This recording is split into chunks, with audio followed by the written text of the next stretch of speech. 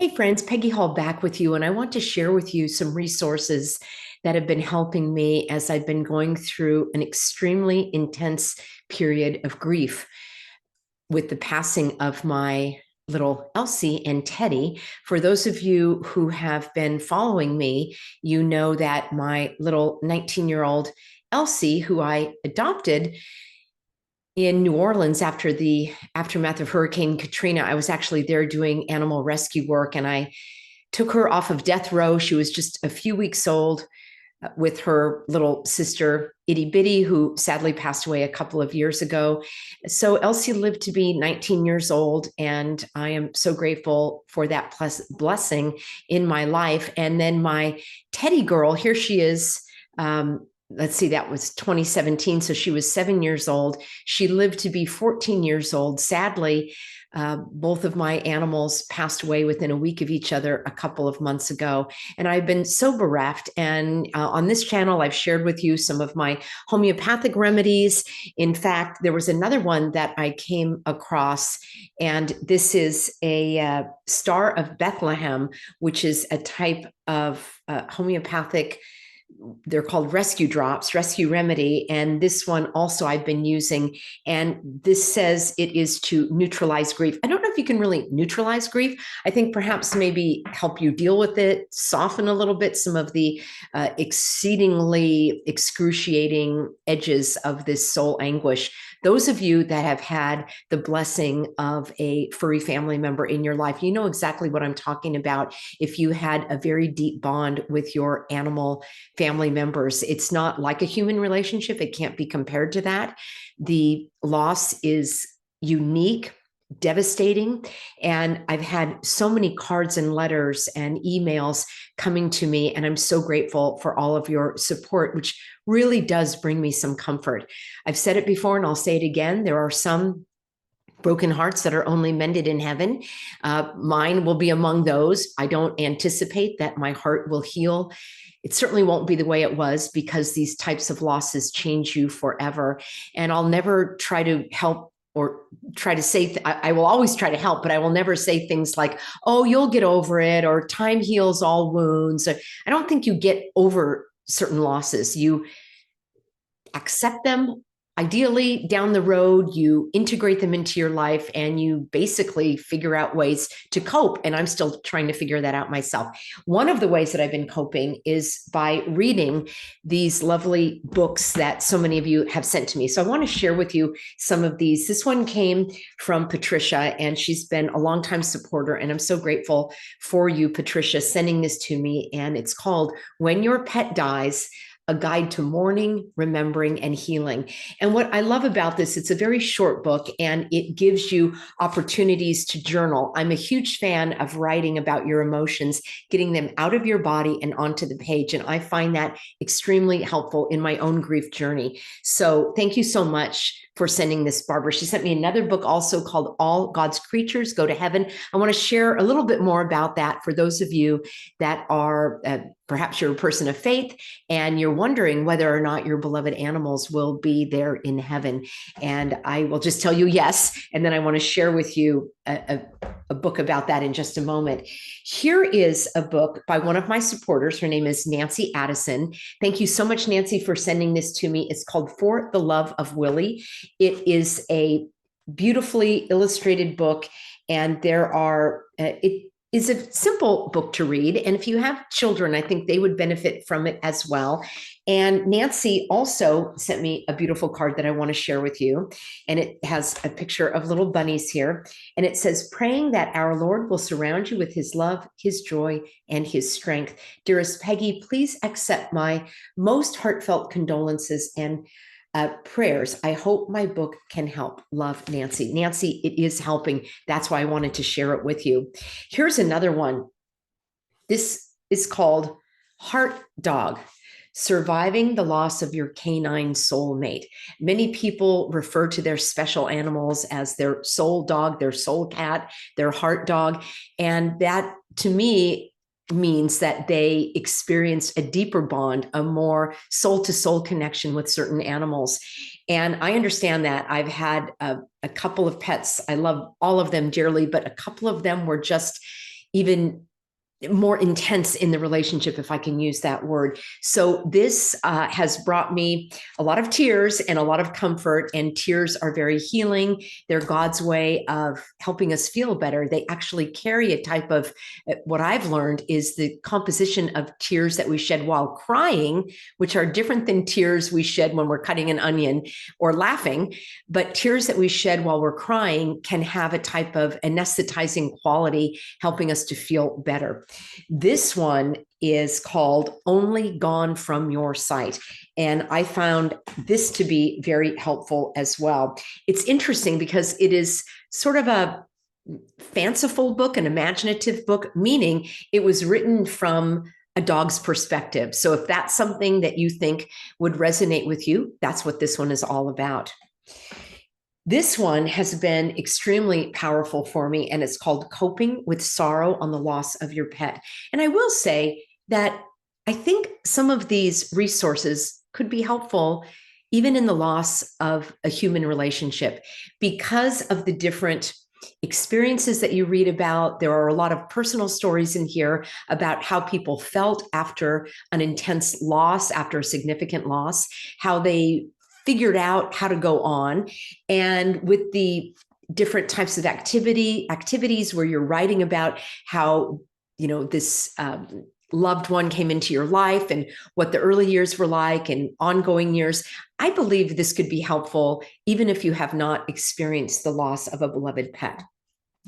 This one, this one I am working through right now, and it's called And I Love You Still. There are a lot of activities for writing, and that is something that helps me. I have filled up notebooks in the it's exactly been 2 months now that I had my last goodbyes with my beloved Teddy and Elsie 1 week prior to that. And I've already filled up notebooks with memories, with tears, with anguish, with all of the emotions that come up. And then this one helps you with ideas of what to write about. This may not be something you want to do right away, unless you're a person like me that feels comfortable picking up a pen and paper and putting those ideas and thoughts down. But it's something that I really recommend you visit from time to time, especially if you are still hurting and grieving, whether it's over an animal or a human. And then this one I wanted to share with you, and I'm going to read you a letter. So this comes from a longtime supporter, and she wrote this book. So now I have 2 books that were authored by supporters, and I'm so grateful, my subscribers. And this comes from Tracy Levins, and this is called Our Pets, Heaven Bound with a question mark. And then it says a biblical case for the rapture and resurrection of our pets. Now, this may not be for you if you're not a person of faith, but I think even if you aren't, you may find, I know you will find great comfort in how she speaks about the importance in God's eyes of animals. Keep in mind that as the Bible story goes, God created the earth. He created animals before he even created human beings. And we're told that Adam was created first, well, obviously before Eve, and Adam had a personal, unique relationship with the animals. He named the animals, he spoke to the animals, and that human-animal bond is what we experience as animal lovers who have invited these companions into our home. We become pet parents, basically. And I love that divine connection, that divine inspiration. Really, it is a divine relationship that God has ordained for us to take care of the animals. I want to read to you just a short part of Tracy's message here. And she says, Dear Peggy, I know you are a pet lover and that you recently lost your dog and cat within days of each other. Losing one pet is bad enough, but losing 2, the difficulty of that is not lost on me. Your most recent video made me cry, as I could see the sadness in your eyes and hear it in your voice, which is so unlike your normal upbeat demeanor. I'm going to upload that video to this channel because I'm not sure that I aired it. And that, yes, I did cry quite visibly, but those are valid emotions. She said, I know your loss happened in June. So for you to be bringing it up in July, again, tells me about the depth of grief you are experiencing. I'm so sorry to hear about your loss. And yes, the house is a shell of a structure without them. I know full well the impact of losing our furry family members, as I recently lost my companion of 17 and a half years. And she goes on to say that she's not married or she does not have any children. So the child was her cat. Losing him was so difficult and still is to this day. So I absolutely understand what you are feeling. And then she goes on to tell me that she just wrote this book. And so I'm so grateful for this, Tracy, and I can't wait to dig in. She said, while writing this book, I had such joy reading through all the scriptures that God has hidden in plain sight for those who have eyes to see.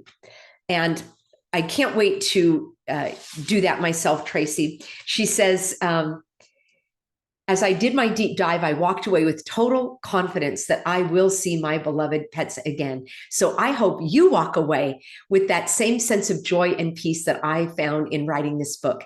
As an avid cat lover, I will be picking up my third fur baby July 12th. So that was just recent. And she said, I can't wait. He's a white fluff ball with striking blue eyes. Oh, actually, she said you can find him on page 197. Let's take a look here at her new little fluff ball. Oh my goodness. Okay. A tiny little kitten here. Oh, and there's other pictures of cats here. So, many of you are asking if I'm going to be getting more animals, and that is my hope and prayer. The animals that I've had in my life have come to me through very unique circumstances. That's probably similar for you as well. I remember my very first puppy when I was about 9 years old, and my teacher's dog had puppies, and she brought the puppies to school, and she said, who would like them? And of course, I wanted one. My neighbor friend wanted one, and I had my Sophie for 15 or 16 years. And then in my second dog, Shebekia, I found in Morocco as a tiny little puppy, would fit in the palm of my hand. Her eyes were still closed. I literally was her mama because there was no mama dog around. And I bottle fed her, and she lived to be over 15 and sadly passed away from cancer. Sophie just died of old age. In our family, we had several other dogs as well that were not, my own private personal pet, but within the household, we've had many dogs over the years. And then I had my Hoonie, and then I had my Teddy. Teddy lived to be 14 years old. I found Teddy as an abandoned puppy in the bushes as well, probably about 4 weeks old, starving and dirty, on the brink of death. Elsie and Itty Bitty were in line to be euthanized. They were about 4 months old. This was at the end of my animal rescue in New Orleans in the aftermath of Hurricane Katrina. I took several cats back to California, found homes for all of them. And so all of my animals have been rescued. And I don't know if I'll be able to, I don't know how God has it planned, of course. It may be that there's someone that can no longer take care of their animal and it comes my way. I've been in animal rescue for many years. I wouldn't mind an older dog, actually, and an older cat. Normally, those are more difficult to place. And at this stage of my life, I would like a sweet companion to keep me company. And right now, you can see my Teddy there. That was a picture done by a friend of mine. And that was done in 2005. And I remember when she presented it to me, I remember thinking, this is what I will have when my teddy bear lives in my heart and soul. And I will always remember this beautiful artwork that was created by a friend of mine because she knew that deep bond between me and Teddy. Thank you, everybody, for being on board. I appreciate your love, your prayers. For those of you that have been through these devastating losses, let me just say that I do understand. And that brings me some degree of comfort knowing that there are others out there that have that are able to understand what I'm going through, because it is such a unique, painful, anguishing loss. My heart and prayers are with all of those who are suffering and struggling, and may God bring us all peace. Thank you, everyone, for being on board. A reminder, you can get links to all of these books, along with the title and a short blurb on my Substack that normally comes out within a day or two after this video is broadcast. And that's at livingswell.substack.com. See you soon, everybody.